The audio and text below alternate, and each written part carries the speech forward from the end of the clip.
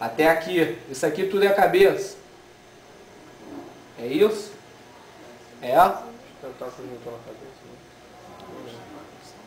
Estão presos na cabeça. Os tentáculos estão partindo daqui.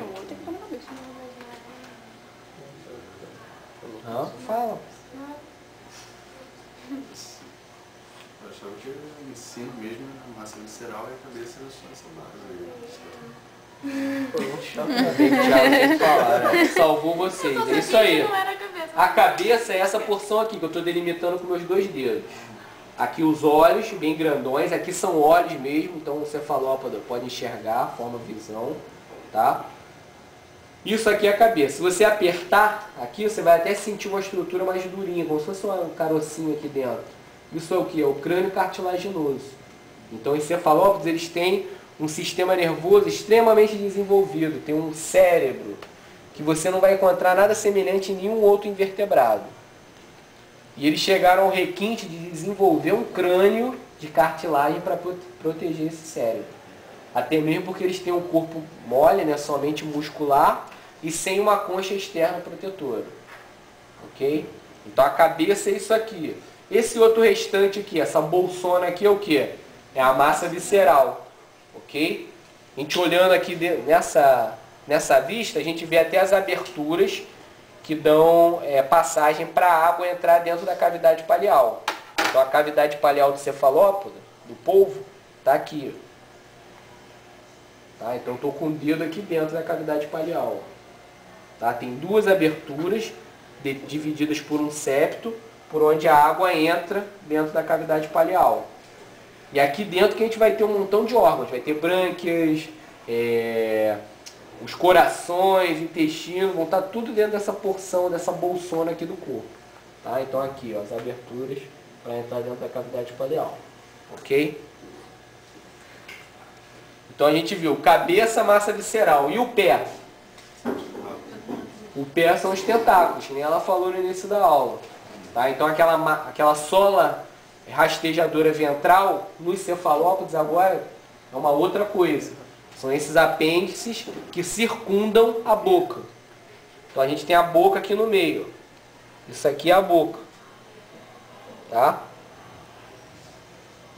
Se vocês olharem bem, vão ver até que tem uma estrutura preta aqui, durinha. O que é essa estrutura? É o bico córneo. Lembra que eu falei que em cefalópodo tinha essa novidade? Tinha o bico córneo, que era uma estrutura que ele utilizava para morder e arrancar pedaços da presa. Nessas ventosas do tentáculo tem dente? Não, acho que não. Normalmente elas são só musculares mesmo. Tá? Aliás, pode ocorrer sim. As ventosas podem ser somente musculares ou podem ter garras também. Mas nesse caso aqui não tem não. No caso desse polvo aqui não tem não. Ele é só muscular mesmo. Lá embaixo estão os livros. Traz pra cima, porque tem cheio de livros. Traz pra cá, cara. Senão não levar meus livros. Chega aí, Valvela, tem que pegar. Traz lá, pô, porque eles estão tendo aula agora. Quebra esse galho. Ela traz, ela é forte também. Ela te ajuda.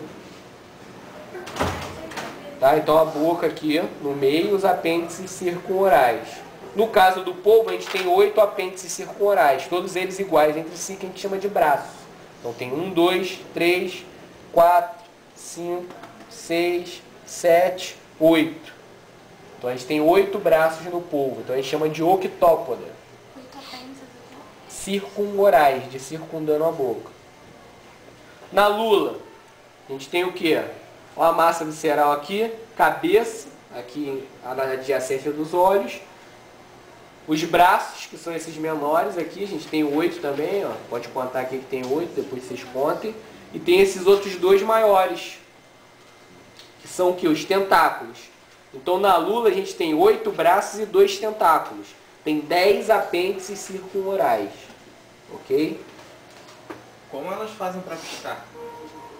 As lulas para piscar? Piscar tem um mecanismo de troca de cor mesmo. Tá? Isso aí é mediado, principalmente pelo sistema nervoso. Então vão ter células chamadas de cromatóforos, que são células que portam pigmentos. Aí você vai ter células com alguns pigmentos diferentes ao longo do corpo do animal. Então eles vão mudar de cor para isso. E além disso, tem algumas luzes que conseguem produzir luz também. Aí tem células que são fotóforos, né? São células bioluminescentes. Ok? A lula tem 10 apêndices. 10 apêndices circulares, sendo 8 braços e 2 tentáculos. Tá? Então o pé dos outros moluscos nos cefalópodos a origem é o quê? E braços. Aos apêndices circulares? É isso aí? Não, tem mais uma outra coisinha que a gente ainda não falou. Tem um tubinho aqui, um órgão em formato tubular, eu estou inserindo a pinça aqui no meio dele, que é o chamado funil ou sifão muscular. Esse órgão também é derivado do pé. Então, se eu perguntasse para vocês na prova, o pé dos demais moluscos no cefalópodes é representado por que estruturas? Aí vocês tinham que falar apêndices circumorais e o sifão ou funil muscular. Tá? Para que serve esse funil ou sifão muscular? Locomoção do animal. A água entra dentro da cavidade paleal por essas aberturas, enche essa cavidade paleal de água. Uma vez feito isso, o animal pega essas abas musculares aqui, ó, na lateral, tá vendo eu puxando aqui? Ele pega essas abas musculares e fecha essas aberturas da cavidade paleal. Ou seja, a água não tem mais como entrar nem sair por meio dessas duas aberturas. Depois, ele contrai de maneira vigorosa a musculatura da cavidade paleal. Vai forçar a água. A água vai tender a sair de dentro da cavidade paleal. E ela vai fazer isso só que por meio de uma estrutura, que é esse tubinho aqui. Então, fechou essas duas aberturas, a água só pode sair por esse sifão. Tá? Então, o animal vai liberar jatos de água por esse funil. Quando ele libera esse jato de água, ele posicionou o funil para cá. Liberou um jato de água, o que acontece? Ele desloca, ele sofre uma propulsão do corpo na direção contrária à de liberação do jato. Esse jato aqui é puramente muscular, então ele pode modificar de maneira bastante variada a posição, né, a direção desse funil muscular. Então, se ele botar o funil para cá, ele vai liberar o jato para lá e vai se deslocar para cá. Se ele botar para lá, vai se deslocar para cá. E assim vai. Eu já vi polvos que eles se movimentam meio que os tentáculos. Pelos tentáculos, pelos braços, né? Por que isso ocorre? No caso do polvo especificamente, a maioria dos outros cefalópodos todos vivem onde? Na massa d'água. São pelágicos, são animais nectônicos, que nadam. No caso do polvo, ele tendeu a voltar novamente para o fundo, a adotar novamente uma existência bentônica, uma existência no fundo. Então, por isso, quando a gente vê os documentários, a gente vê o polvo onde? Meio que rastejando sob fundos de coral, sob fundos de areia, ok? E quando ele está rastejando lá, ele faz isso por meio de quem? Dos braços, ok?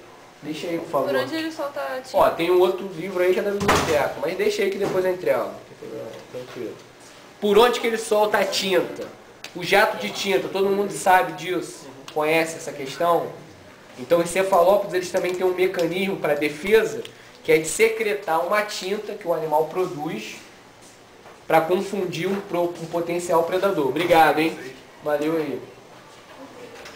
Ok? Para que eles como é que eles fazem isso? Por onde eles secretam isso? Sai pelo funil também, junto com esse jato de água. Ok? Mas você tem uma bolsa de tinta que produz essa tinta e que é um órgão à parte individual. Mas ele se conecta ao final do intestino do animal. Então a tinta, no final das contas, ela vai ser liberada para a água pelo ânus do animal.